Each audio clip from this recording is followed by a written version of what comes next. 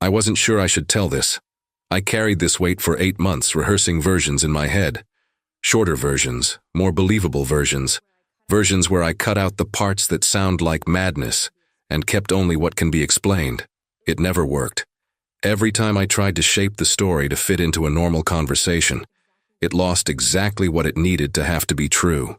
So I'm going to tell it the way it happened. I don't know if anyone will believe me. I don't know if it matters. What I know is that there are other people who've been through this, or something like it, and stayed quiet for the same reason I did.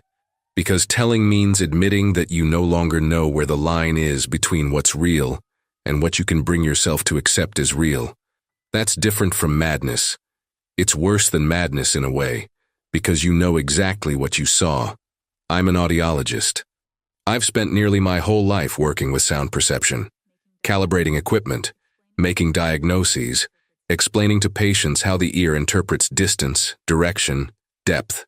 I know the difference between a sound coming from inside an enclosed space and a sound coming from outside with an obstacle in between. I can identify, by the reverb alone, whether a sound source is moving toward you or away from you.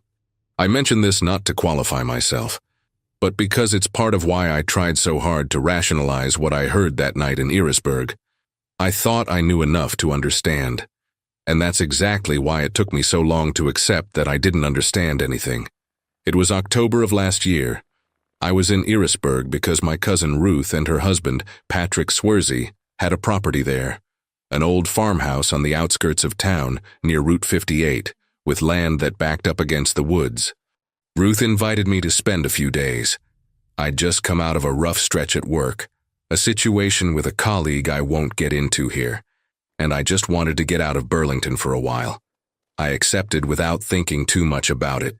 Erisburg has fewer than 1,000 people. I'd been there a few times over the years, but never paid it much attention.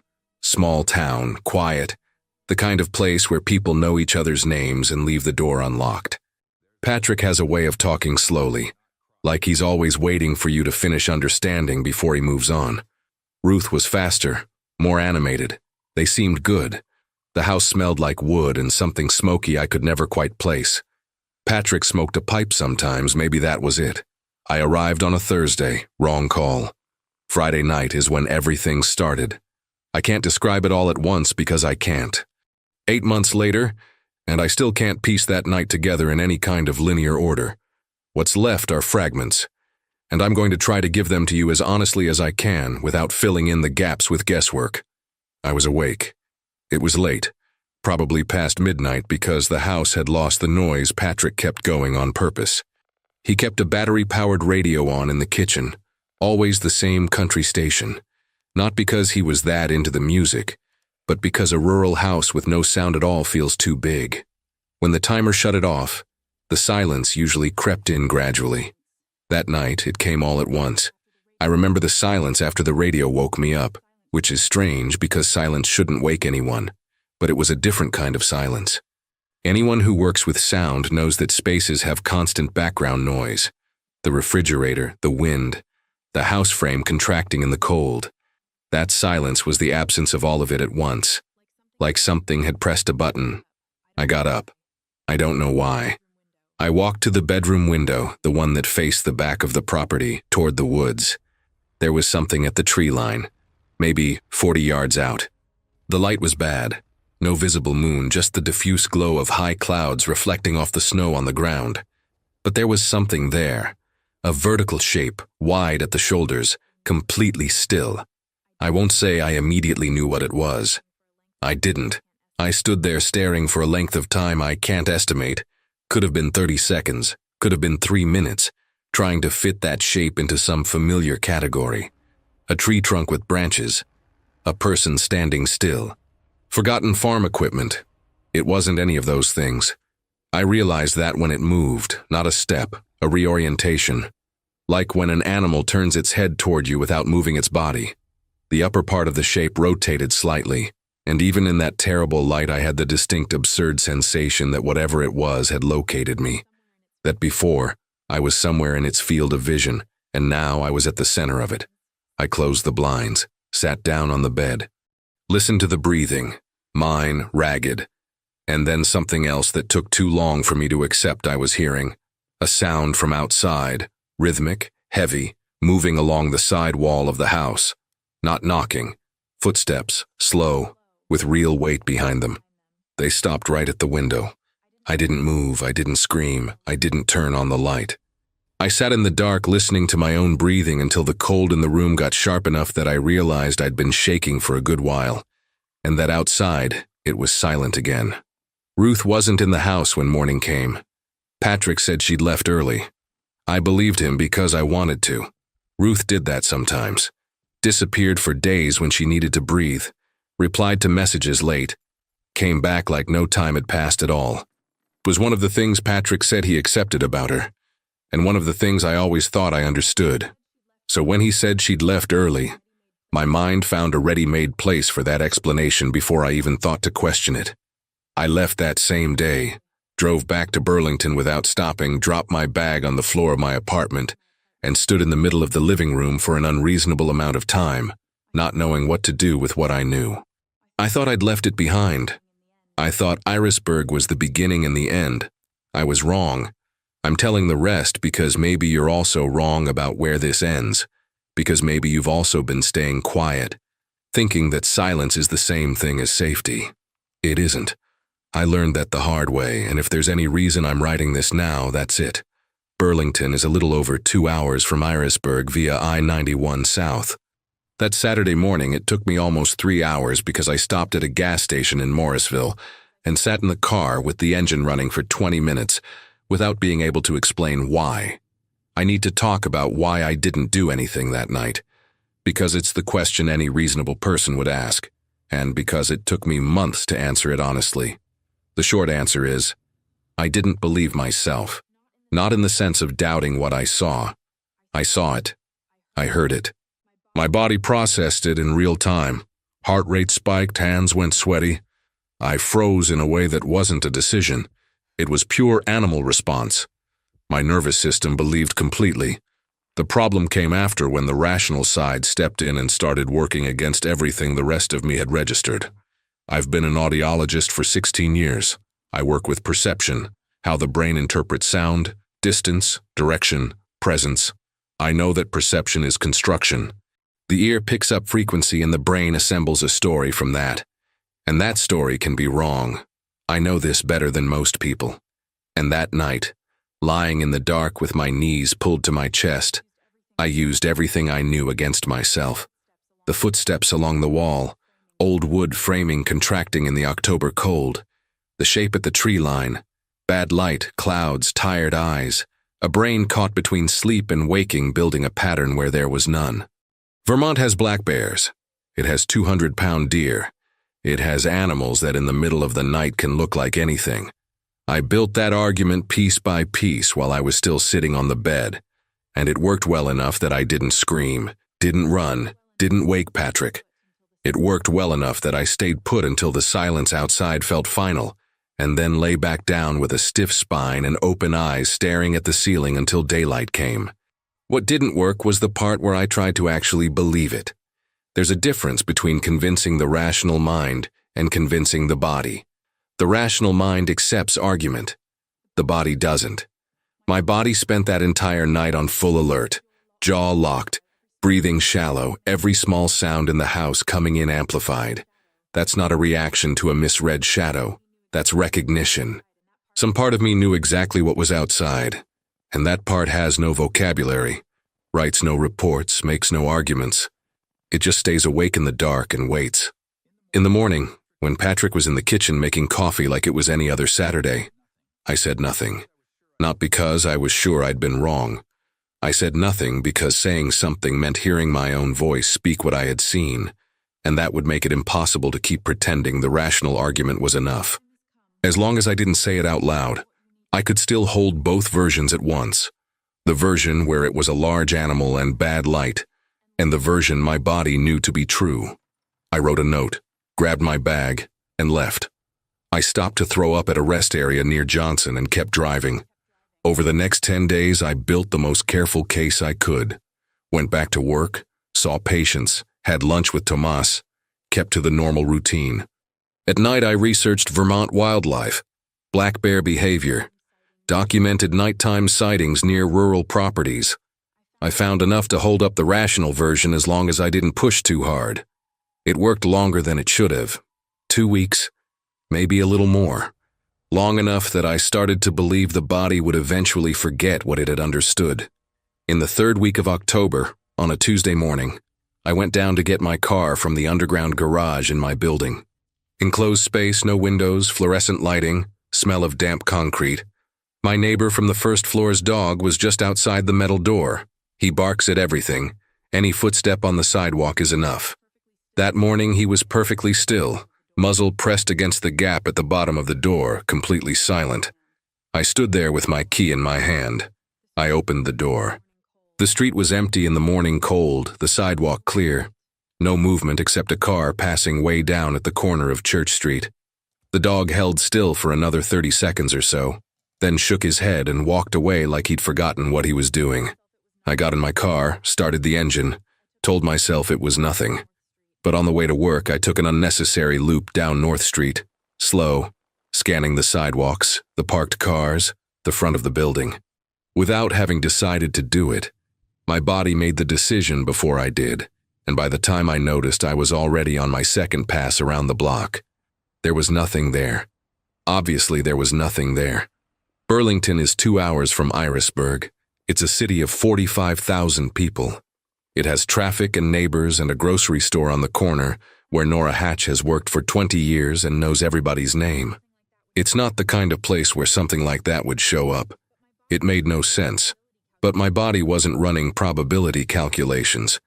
It was doing what it had learned to do that night in Irisburg, sweeping the perimeter, checking exits, paying attention to what the dog was hearing that I couldn't. That was the first sign. At the time, I told myself it was residual anxiety, mild trauma, the kind of thing that passes. It didn't pass. November in Burlington is the month the city finally makes up its mind that fall is over. The trees on North Street drop their last leaves in a single week. The lake goes gray. People swap jackets for coats without ceremony. I normally like November. There's a clarity in the dry cold that helps me think. That November, I couldn't think straight about anything. Not in a dramatic way. It wasn't panic, wasn't constant insomnia. It was more like background static. Anyone in audiology knows the term. Residual tinnitus. That persistent low-frequency sound the patient learns to tune out until something makes it audible again. It was like that. Irisburg was always there, at a volume low enough to function normally, loud enough to never fully forget. I went back to work regularly, kept to my routine. Tomas mentioned once that I seemed quiet, and I told him I was tired, which was true enough to close the subject. He accepted it because Tomas is the kind of person who respects it when someone doesn't want to keep talking, a quality I'd appreciated for years, and that during that particular stretch annoyed me, because part of me wanted him to push. The second sign happened on a Thursday evening near Nora's store on Pearl Street. I was going to pick up something for dinner. I don't remember what, rice maybe, or one of those boxed soups Nora always stacks by the register in winter. It was around 6:30, already dark, temperature below freezing. The street was reasonably busy for a weekday, a few people getting off work, a couple with a dog on the other side of the sidewalk. The dog stopped. It was a big lab, yellow coat, the kind of animal that normally pulls the leash toward anything that moves. It stopped in the middle of the sidewalk and wouldn't go. The owner tugged, said something, tugged again. The dog planted its front paws slightly apart, nose up, and made no sound at all. What bothered me wasn't that it stopped. It was that the owner kept talking, and the leash kept jingling, and still the dog didn't react to any of it. As if in that moment its entire auditory system had filtered out the whole world to focus on one single thing I couldn't hear yet. It didn't bark, didn't growl, just stood there scenting the air with that total concentration dogs have when they detect something humans can't. I stopped too. I watched the dog because I knew what it meant. Or my body knew, which is different. I swept the street with my eyes. Parked cars, a clothing store with a lit window display, the alley between Nora's and the building next door with the trash cans lined up along the wall. Nothing out of place. Nothing to explain it. The lab's owner eventually managed to drag him along by the leash. The dog went, but kept its neck twisted back until they turned the corner. I went into the store. Nora was at the register, reading glasses on her nose, working through some supplier paperwork with the expression of someone fighting a personal war against bureaucracy. She greeted me by name without looking up, the way she always does, and I found that gesture so immensely normal that I stood in the doorway for a second, just to let it settle. I got what I needed, paid, went back out to the street. The alley between Nora's and the building next door was in my direction. I walked past it without looking. I decided not to look consciously, which is itself information about the state I was in. When you decide not to look at a place, you already know something about that place. I got to the apartment, put the groceries on the kitchen counter, and stood there for a moment. The kitchen window faced the back of the building, a service area with dumpsters and the iron fence separating it from the building behind. It was completely dark out there. I didn't go near the window. I ate dinner in the living room with the TV on louder than usual. Went to bed early. Woke up at 2 in the morning with the feeling I'd heard something, and lay in the dark cataloging the sounds of the apartment. The heater, wind through the bathroom window, a car out on the street, until I could organize everything into a familiar logic and fall back asleep. In the morning, I sat down with a coffee and tried to be honest with myself. 2 dogs in 2 weeks, in 2 different places, with 2 different owners, same behavior, motionless, silent, noses in the air, not barking. That specific detail bothered me in a technical way. A dog that detects an unknown large-scale threat normally barks. Silence is a different response. It's the response when the animal decides that making noise is dangerous. Those are different readings. A dog that barks is giving a warning. A dog that goes quiet is hiding. I tried to build the rational argument. Burlington has urban wildlife, raccoons, possums, occasionally something larger coming down from the tree line east of the city.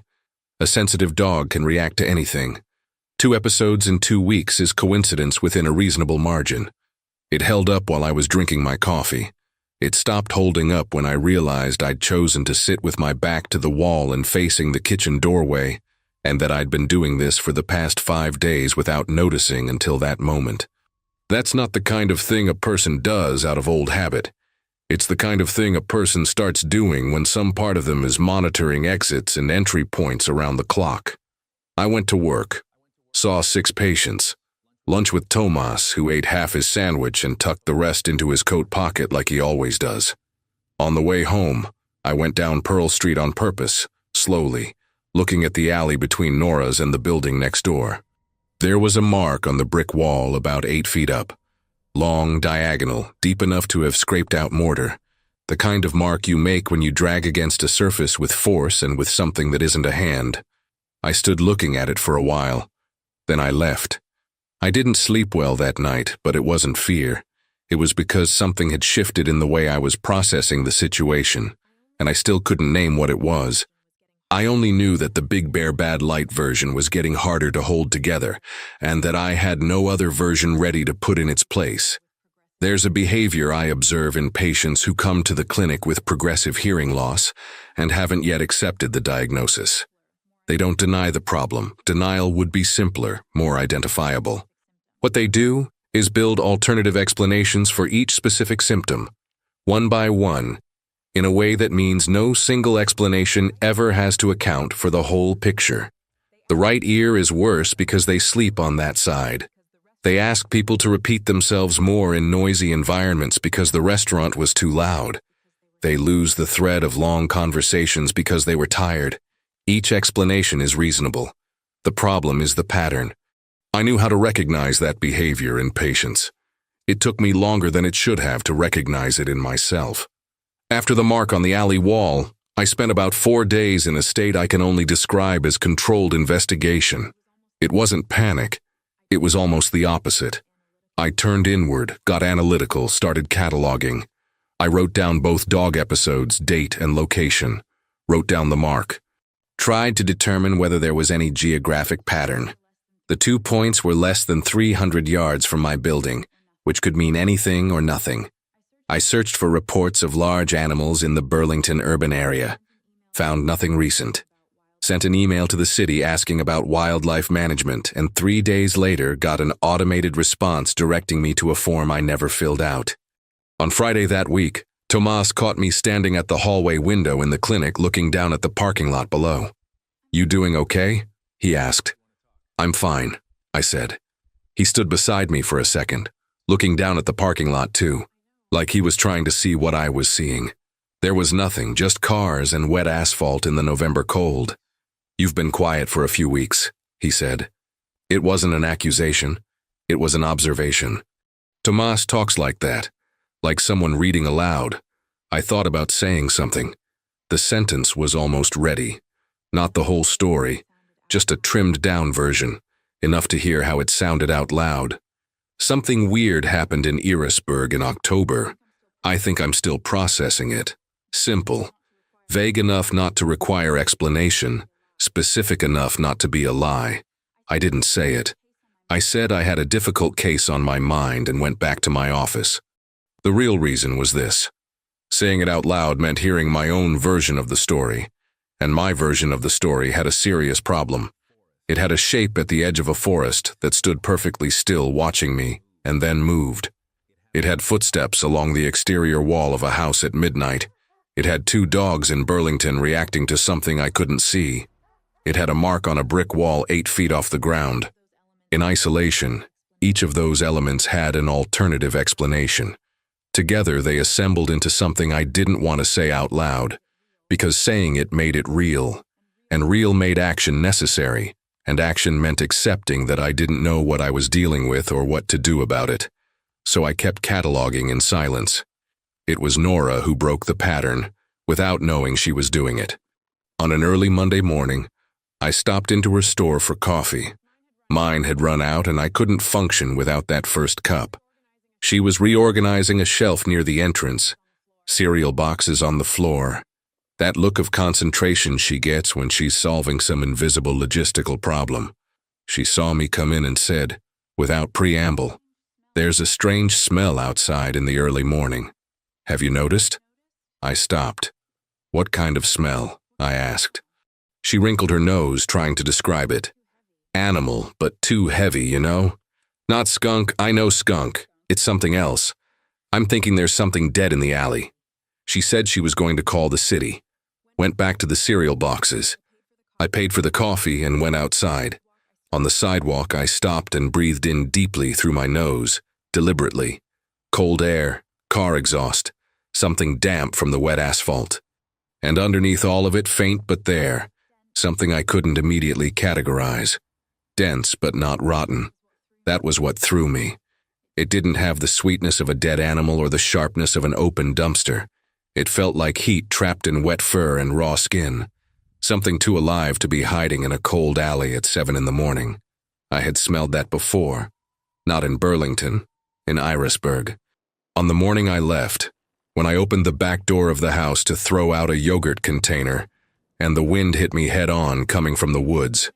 That morning I'd thought it was a dead animal too. I'd thought that and buried it along with everything else.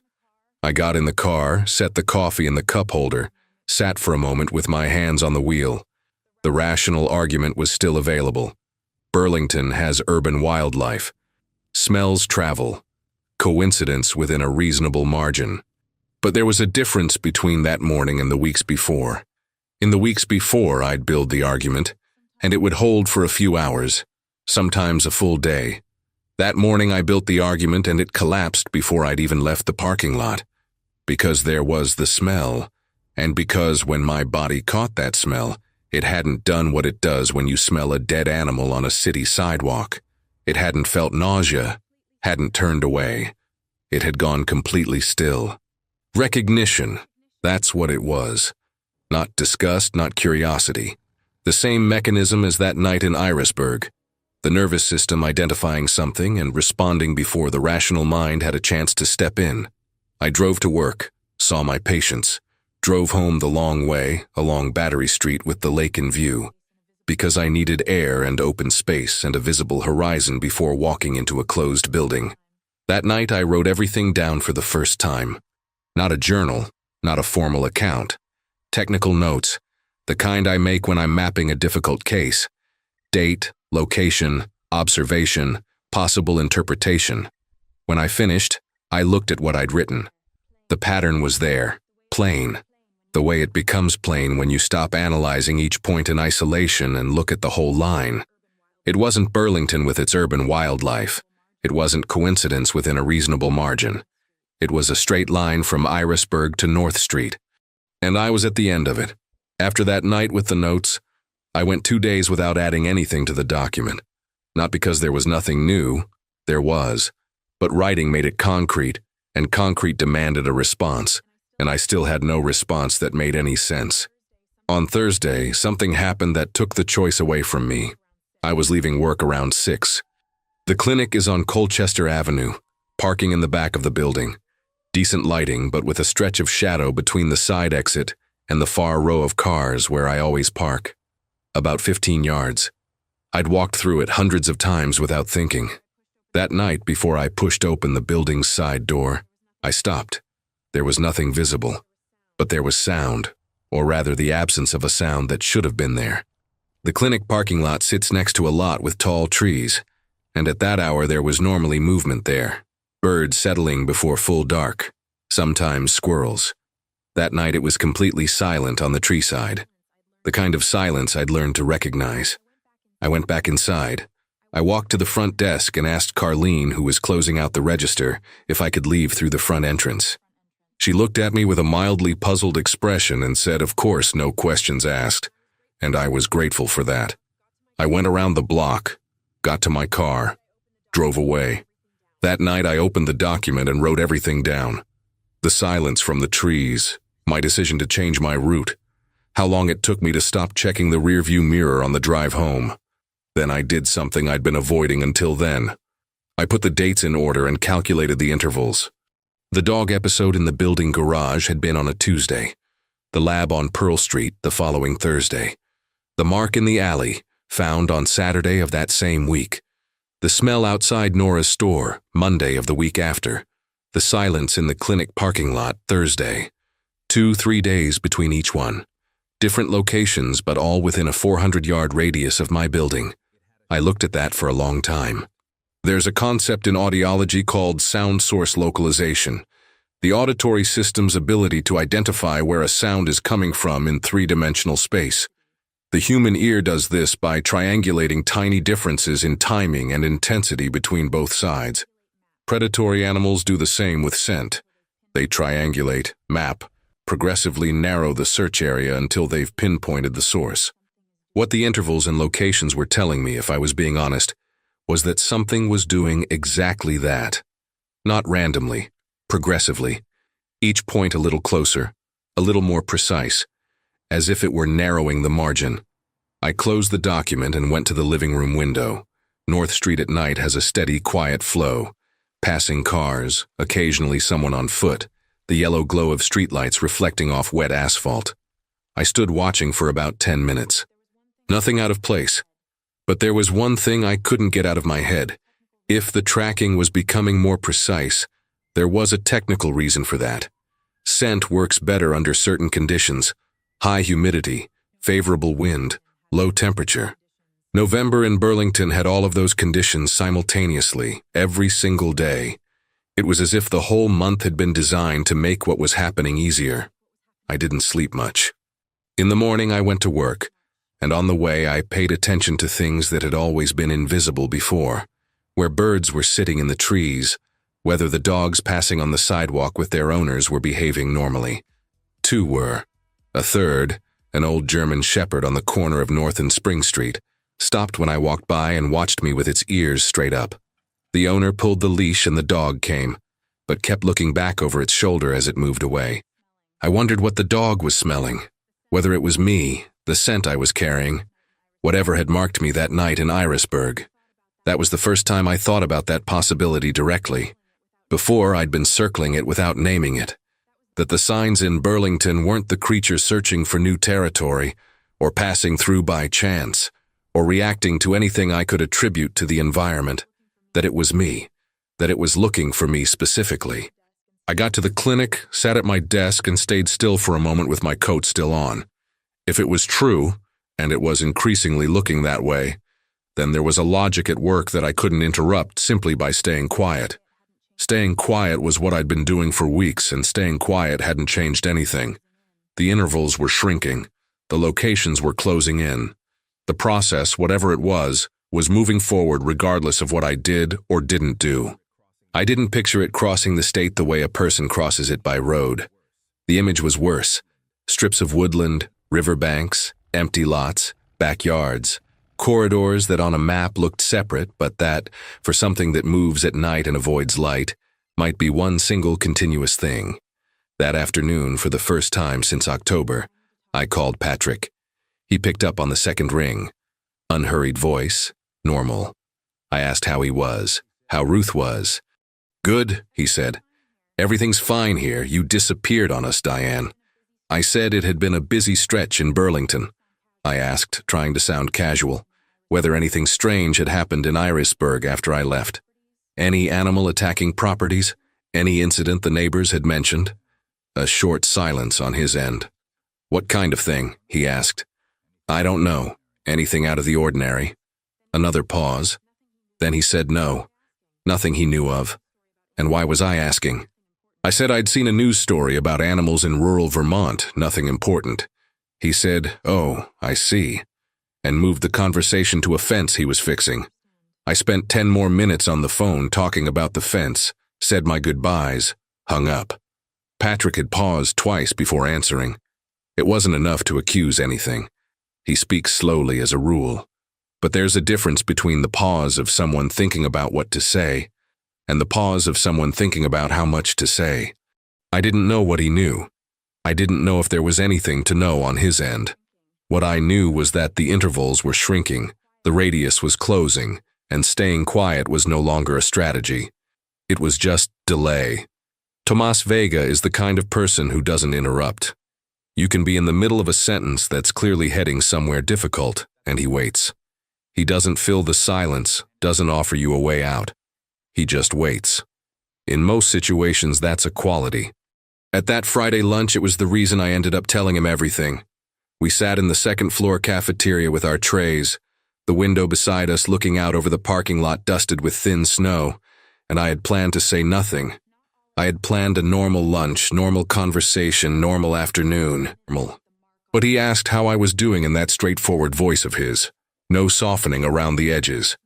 And something in the way he asked, without leaving room for an automatic answer, made the planned response disappear. I told him. Not all at once, not in perfect order. I started in the middle with the mark on the alley wall, then went back to Irisburg, then the dogs, the smell, the clinic parking lot, the intervals I'd calculated. I talked for about 20 minutes. Tomas ate his sandwich without rushing, looking at me without interrupting once. When I finished, he was quiet for a moment. "Have you gone to the police?" he asked. "No." "Why not?" That was the question I'd been avoiding asking myself. I looked down at my tray. Because what would I say? That I survived a strange night at a house in Irisburg, moved to Burlington, and now I think something followed me. That the neighborhood dogs are telling me so. Tomas didn't smile. "You have the notes." "I have locations and dates and dog behavior. I have nothing concrete beyond the mark in the alley, which could be anything." He thought for a moment. "But you believe what you're describing?" It wasn't a question. It was an observation. "Yes," I said. And it was the first time I'd said that out loud without any qualifier, without the "I think" or the "I don't know if" I'd been attaching to every statement since October. "Yes, I believe it." Tomas folded his sandwich wrapper carefully, the methodical way he has. "What do you need me to do?" I wasn't expecting that question. I had no ready answer. "I don't know yet," I said. I needed to tell someone. I needed to hear whether it sounded as absurd as I thought it was going to. "It sounds serious," he said. "It doesn't sound absurd." We went back to work. Normal afternoon, normal patience. But something was different in me throughout that afternoon. Not exactly relief, more like pressure released.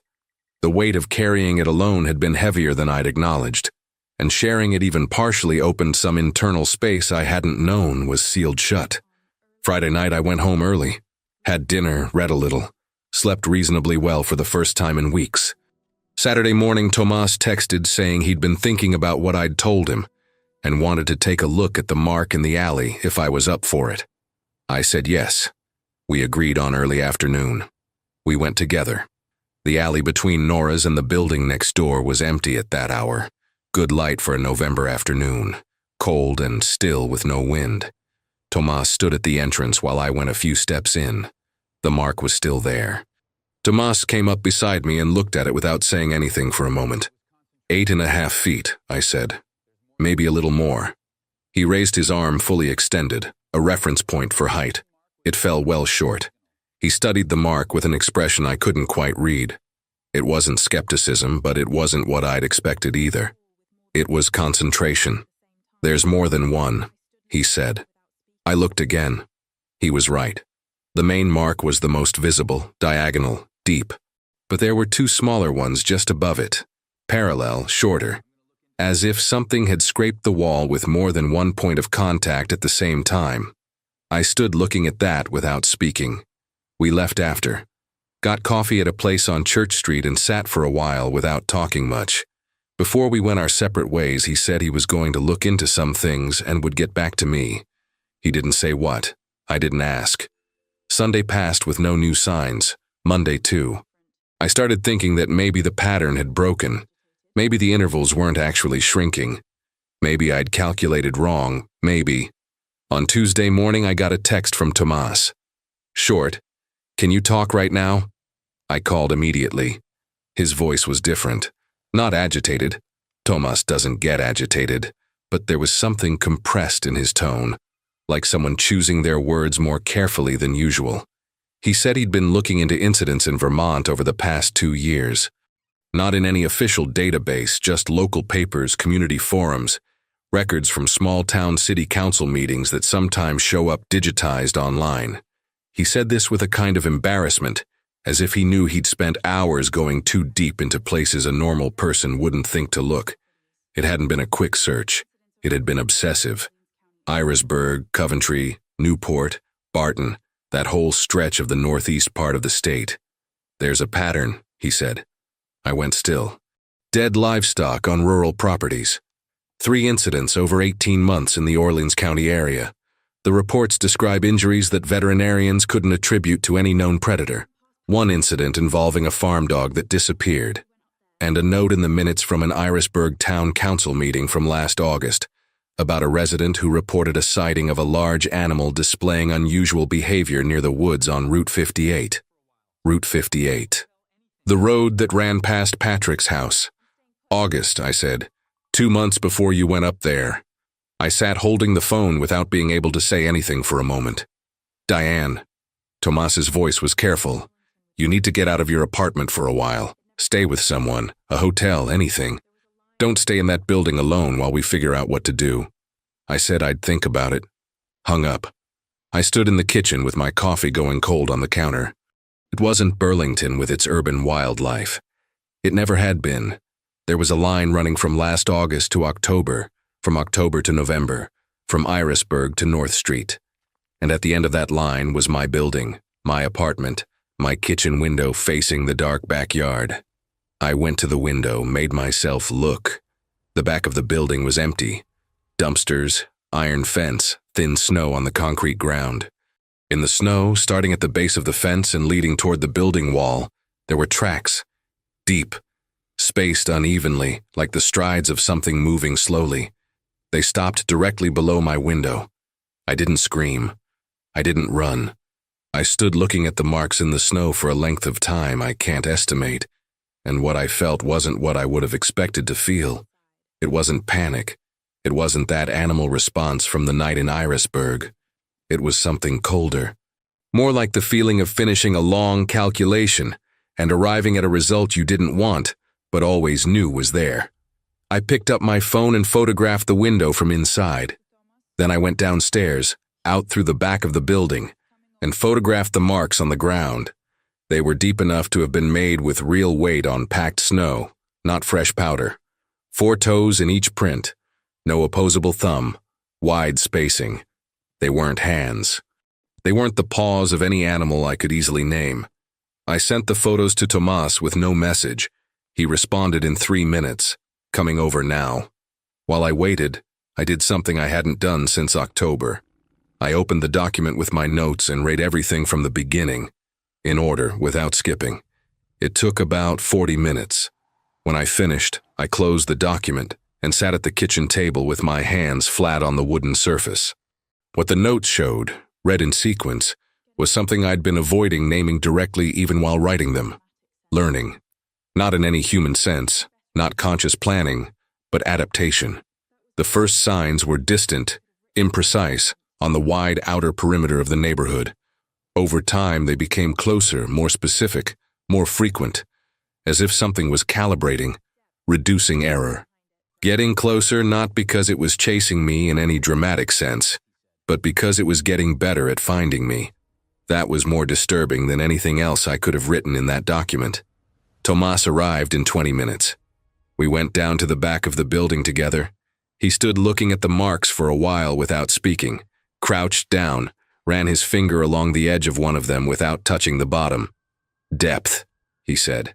This has real weight behind it. I know.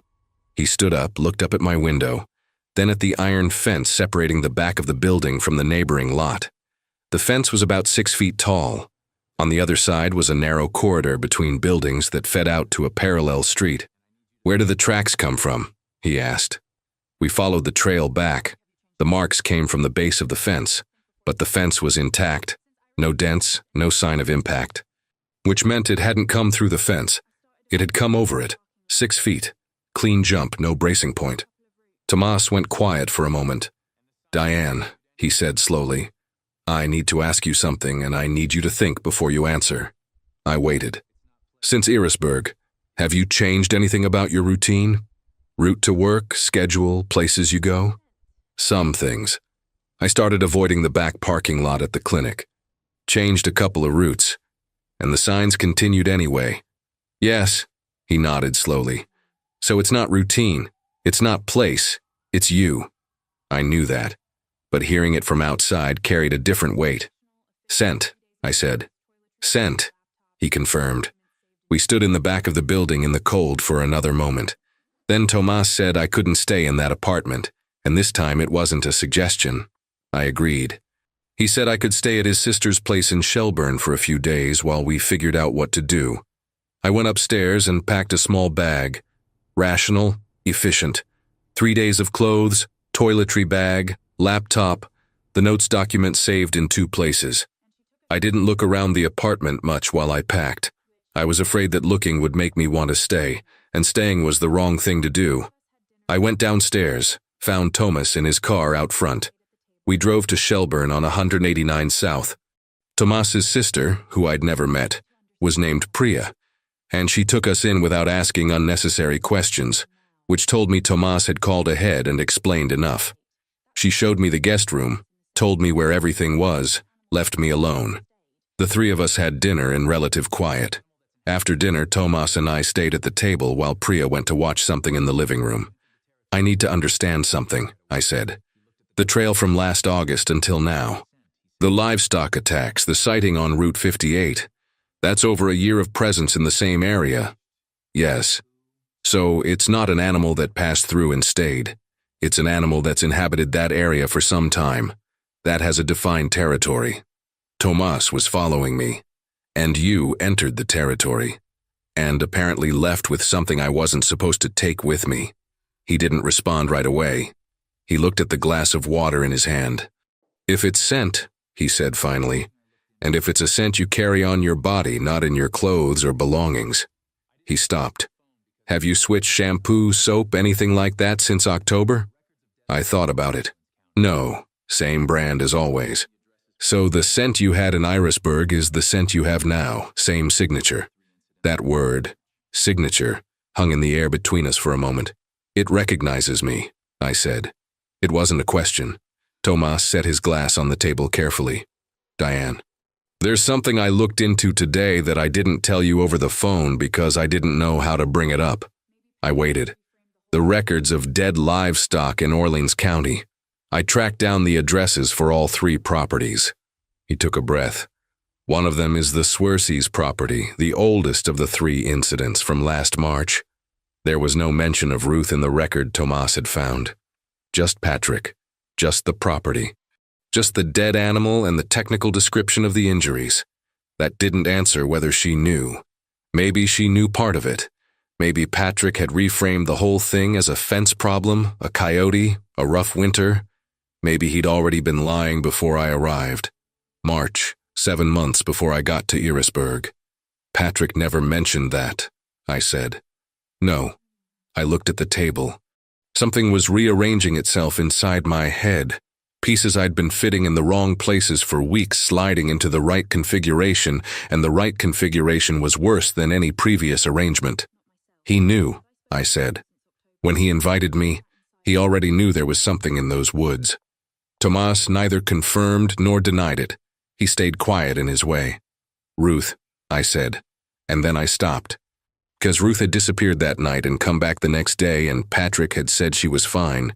She'd stayed at a friend's place in Coventry, and I had accepted it because I wanted to accept it. But there was a question I had never asked. Not Patrick, not myself. Had I spoken to Ruth since October? We both sat in silence for a moment. From the living room, the low sound of Priya's TV. I picked up my phone, went to contacts. Ruth Swerse.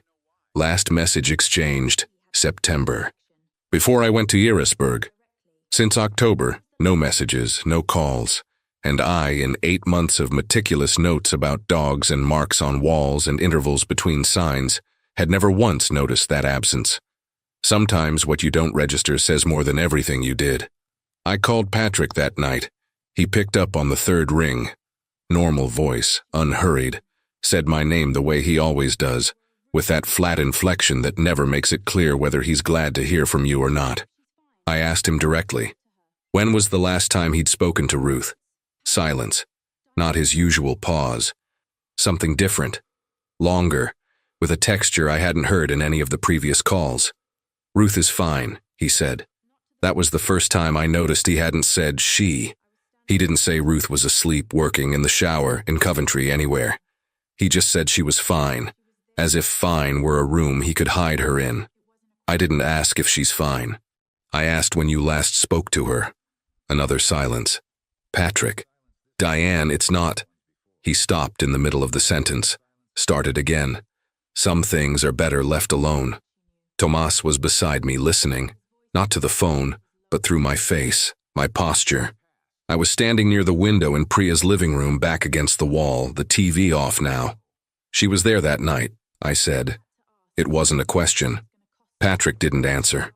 The silence this time was different from the ones before. It was the silence of someone who had stopped looking for what to say. You invited me knowing what was in those woods, I said. Since last March you knew.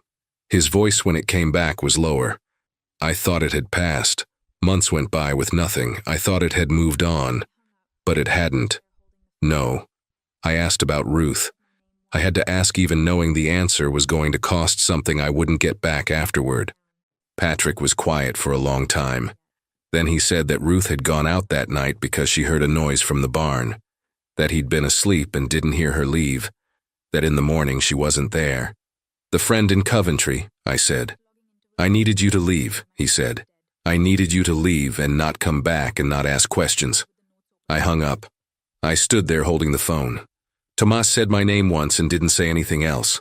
I walked to the nearest chair and sat down. I didn't cry. I hadn't gotten there yet. There was only that sensation of something closing, an equation arriving at the final result it had always had.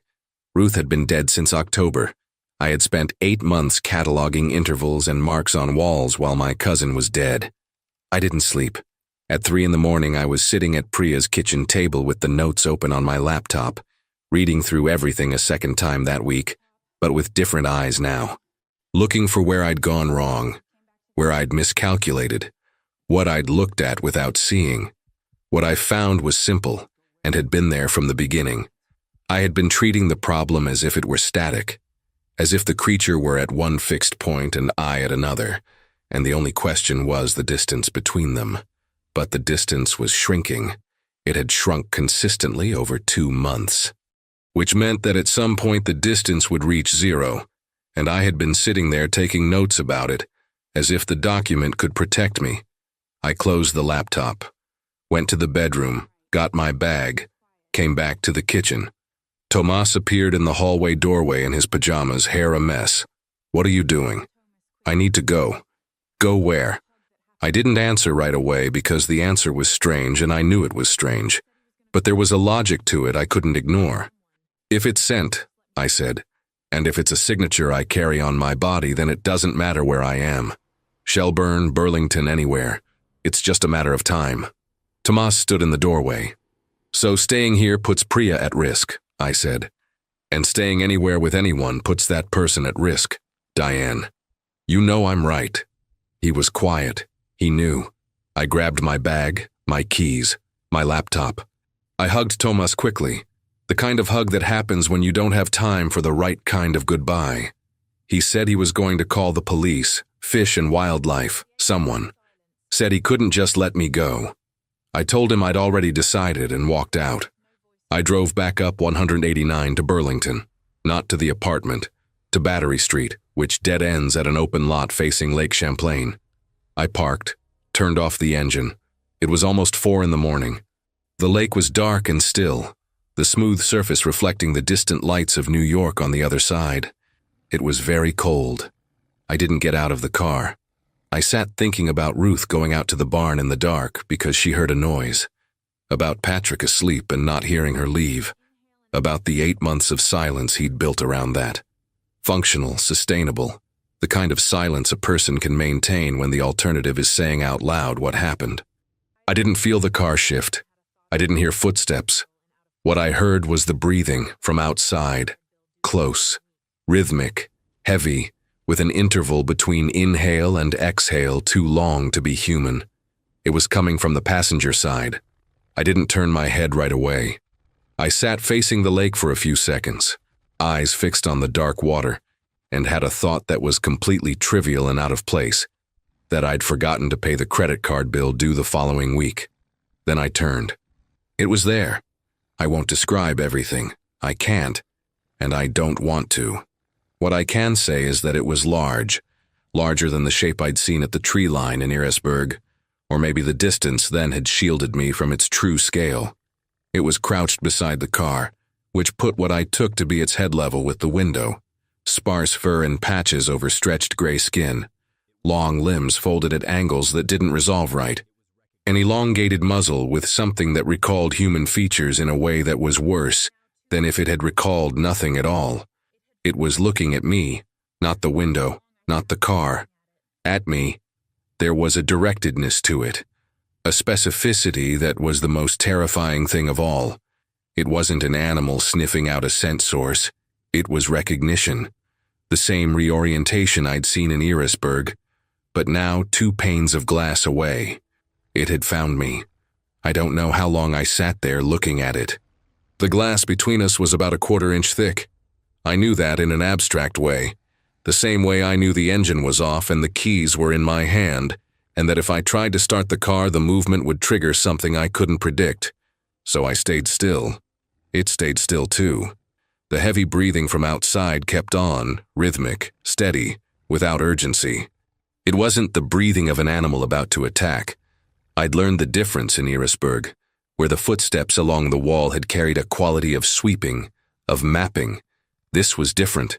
It was stopped, as if it had arrived where it needed to arrive, and the arriving was enough for now. The eye I could see, the angle of its face at window height left one visible, the other in shadow, held a faint reflection of the distant light off the lake.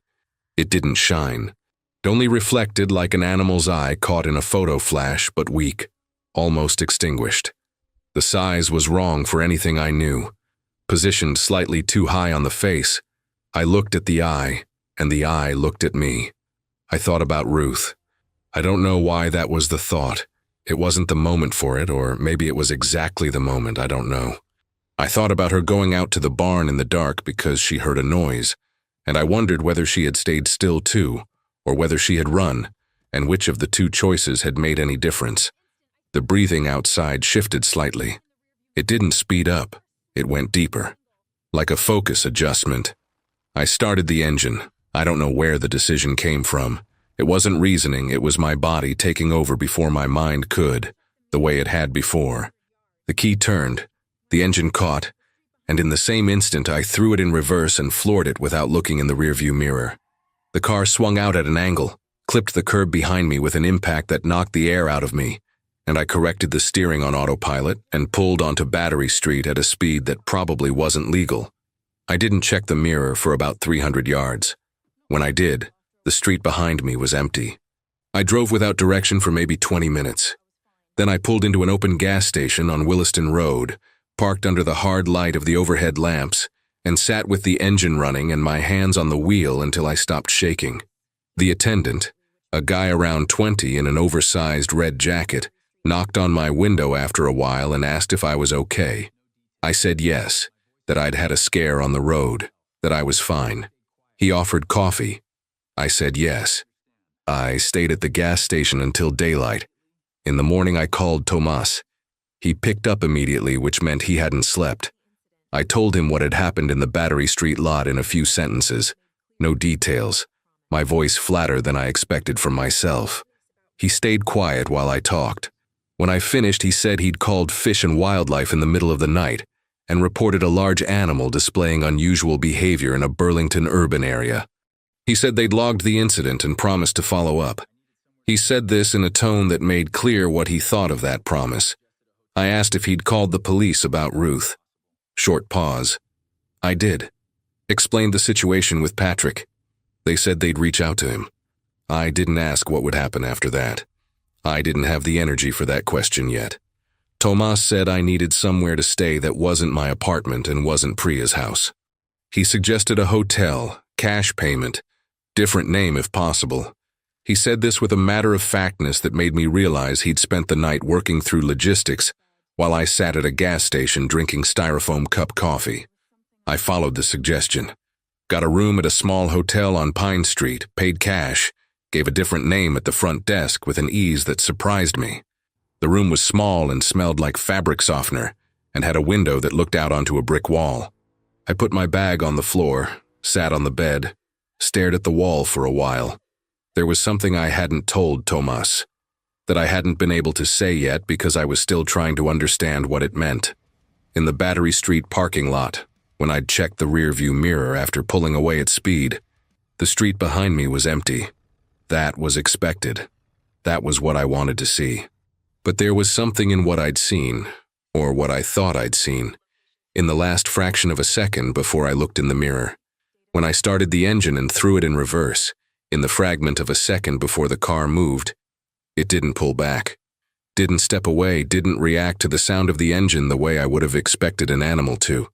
It stayed still, looking at me, as if it knew I'd be back. I stayed in that hotel room for 2 days.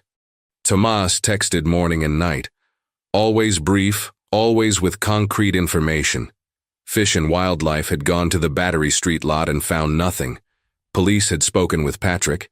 Patrick had confirmed Ruth's disappearance, but with a different version of events than what he'd told me. I didn't read the details of his version. I didn't want to. On the second afternoon, I went to the window that faced the brick wall and looked at it for a long time. There was a long vertical crack running down the middle of the wall, going from the ground almost all the way up to window height. It wasn't new. There was moss along the edges. It had been there for years. But it was the first time I'd looked at it. I thought about the notes document, about the intervals that had shrunk consistently over 2 months, about the tracking logic I'd described using technical audiology vocabulary, as if terminology could contain what the terminology was describing. I thought about staying in that room. I thought about going back to the apartment. I thought about Irisburg, about Patrick, about Ruth who had gone out to the barn because she heard a noise and never came back. And I thought about something I hadn't let myself think before, or maybe had thought and buried along with everything else. That it had stood there looking at me in the parking lot without attacking. That in 2 months of signs in Burlington, not one of them had been an attack. closing in, tracking presence, but not attack. I didn't know what to do with that information. I didn't know whether it was reassuring or whether it was the most terrifying thing of all. I went to sleep without an answer. Woke up at 3 in the morning with the room completely silent and the bathroom window letting in the cold of the night and a certainty, with no reason I could put into words, that the silence outside wasn't the normal silence of a street in the small hours. It was the other kind. I'm writing this from an apartment that isn't mine.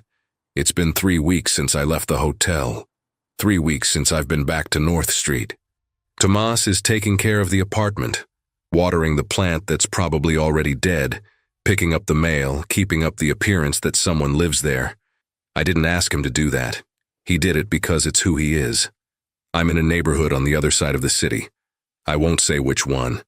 Not out of paranoia, or maybe out of paranoia, I can't really tell the two apart anymore. I'm going to tell you what happened that last night at the hotel. I woke up at 3 in the morning because the room had lost its low frequencies. That's not a phrase I thought of at the time, but it's the best way to explain it now. The building still existed, the street still existed, but the deep bass that normally underlies a place, distant engines, plumbing, wind trapped between walls, had been pulled away. Only the thin sounds were left. It was the other kind. I got up slowly, didn't turn on the light. Went to the window facing the brick wall and looked. The alley below was empty. The wall was the same as always. The vertical crack down the center, the moss along the edges, everything unchanged.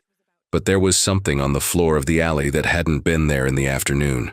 A mark, deep in the wet concrete. A single one, isolated, as if something had landed there with full weight and then never taken a second step. I looked at it for a moment. Then I looked up, at the parapet of the roof of the building next door, which was about 12 feet above my window. There was nothing there, just the dark parapet against the Burlington sky in the small hours. But there was a mark on the parapet too. Same pattern, 4 deep points in the concrete, spaced the way I already knew. I packed my bag in 8 minutes. Left through the hallway, went down the stairs, crossed the empty lobby with the night shift clerk asleep in her chair with her chin on her chest. Went out the front door. I drove to the parking lot of a closed supermarket on North Avenue and stayed there until daylight. After that, a few things happened in sequence. Police went to Patrick's property. They found Ruth, what was left of her, in a wooded area about 300 yards from the barn, covered by vegetation and accumulated snow. The report took time. When it came out, it described injuries consistent with a large animal, type and species unidentified. Patrick is under investigation for concealment. I don't know what will happen to him. I stopped following it. Fish and Wildlife escalated the incident after what Tomas reported, combined with the Orleans County history. There's an ongoing investigation. I don't have details and didn't ask for them. I know they put cameras up in some areas north of the city. I don't know what they've captured, if anything. I haven't gone back to the North Street apartment. I don't know if I will. What has changed in me is harder to describe than the facts. I'm still working. I see patients, calibrate equipment, have lunch with Tomas sometimes. He doesn't ask questions I don't want to answer, and he's learned to read when I'm okay enough for normal conversation and when I'm not. I function. From the outside, it probably doesn't look like much has changed, but there's something I can't turn off. I pay attention to dogs, to silence, to how the air smells on certain mornings. I notice when birds stop moving in the trees. I choose where to sit in enclosed spaces based on the sightline to the entrance. I work out alternate routes before I need them. It's not anxiety in the clinical sense, it's calibration. My nervous system learned something in Irisburg and hasn't unlearned it, and I don't know anymore if I want it to. The question that stays with me, the one that wakes me at 3 in the morning more reliably than any real sound, isn't whether it's still out there. That question has a probable answer, and the answer doesn't help me. The question is why it didn't attack. 2 months of signs in Burlington, 1 night in the Battery Street parking lot with a 1/4 inch of glass between us and plenty of time. 1 night at the hotel with a mark on the alley floor and another on the rooftop parapet next door. It didn't attack. I don't know what to do with that. I've tried to fit it into a biological framework. Territory, caution, adaptation to an urban environment with too many people and too much noise. Maybe. Maybe that's all it is, and the absence of an attack means nothing beyond circumstance. But there's something I learned in 16 years of working with perception. When a pattern is too consistent to be noise, it isn't noise, it's signal. And the pattern is this. It found me, recognized me, got close enough that I would know it was there and left. Every time. I don't know what that means. I know that Ruth went out to the barn and didn't come back, and that I stayed still in a bed in Erisburg and then in a car on Battery Street and in a hotel room, and that I'm here writing this while Ruth is nowhere at all. Maybe that's all it is, a matter of timing, circumstance, some variable I'll never know. But at 3 a.m, when the silence in the new apartment has that specific texture, and I lie there cataloging sounds and can't sleep, there's a thought I can't push away, that it knows where I am, that it always has, and that it hasn't yet decided what to do about that. Last night, before I went to sleep, I left my phone's voice recorder running on the kitchen table. I don't know why I did that. Maybe professional habit. Maybe because some part of me still needs to turn fear into a file, a frequency, a waveform, evidence. In the morning, there were 6 hours of recording. Almost all of it was ordinary noise. The refrigerator, the plumbing, low wind at the window. At 3:17 a.m., the low-frequency background disappeared.